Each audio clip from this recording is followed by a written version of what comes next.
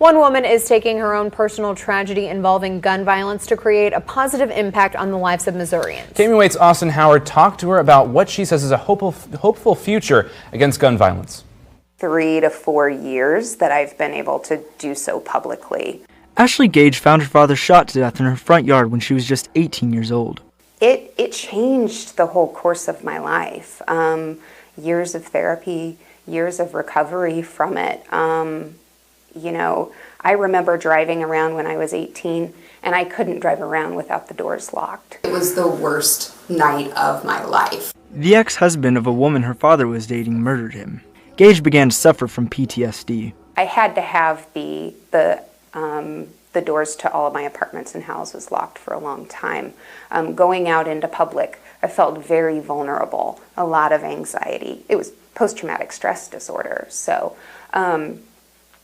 I just, in general, my entire sense of safety was broken down. As life went on, Gage decided to get into psychology and later become a social worker.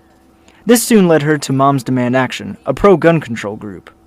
Communications lead Katie Terry wants to be clear on the goal of the group, which is not to take guns from people, but to make everyone more knowledgeable on gun safety. Most people are on our side. I think people, whenever you're in a disagreement with someone, you look for things you have in common.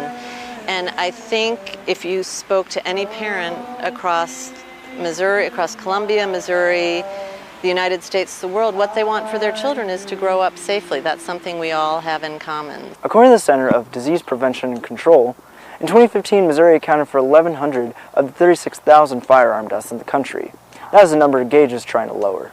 Gage's work with Moms Demand Action includes helping to relate to other victims of gun violence. But she's also working for a bigger cause. I think this is the best thing that I could ever do for my dad. I think his legacy of influencing society to make a better change, to keep other people possibly safe, it's the best thing that I could ever do to honor who he was and honor his legacy. Austin Howard, KOMU 8 News, Columbia.